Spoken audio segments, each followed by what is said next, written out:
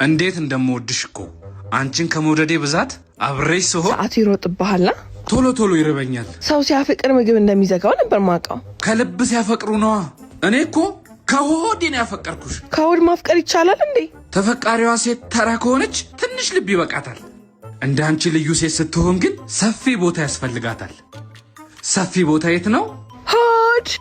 ሆድ ከሀገር ይሰፋል የተባለው ዝም ብሎ እንዳይመስልሽ። ታዲያ የ100 ብር ቸኮሌት ለመግዛት ለ100 ብር ጉልበት ታባክናለህ። ጉልበት ቢባክን በምግብ ይተካል። 100 ብር በሄድ በምን ይተካል? በስራ። ታዲያ ሰርተሻቤ? እኔ እኮ የቸኮሌት አሰራር ስለማላቅ ነው። አገዛልኝም? አልገዛልሽም። እዲ እንደውም 2 ነው መገዛልሽ። እንዴት ባንዴ ሐሳብን ቀየርክ? ከመሬት ተነስተማ አይደለም። ልክ ነሽ። ከሰመሽ ተነስቼ ነው። ገባኝ። እንደውም 200 ያዋጣኝ 500 ጨምርልኝ። እንዴ 700 ብር? አዎ ሳምንቱ ሙሉ ሰው ማስቸገር አልፈልግም። ደግሞ ሰርተሽ ቢያርከው ራስና ይሄን ዳይት የሚባል ልጅ እንዴት ነው መገላገለው? እንደ ጎልያድ ፊት ለፊት ባለመጋፈጥ። እረፍ። ሃይ ምንድን የሰጠች? ስልክ ቁጥር ነው። አንቺ ገና ልጅ አይደለሽ? ተረጋጊ። ለመረጋጋት ደግሞ ቸኮሌት ጥሩ ነው።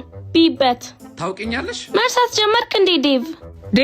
ታውቃለሽ ማለት ነው። ጠዋት ላይ ለቲ ስልክ ቁጥር እንድሰጣት የኔ ወረቀት ሰጠኝ ነበር። መልሽለት ብላኝ ነው።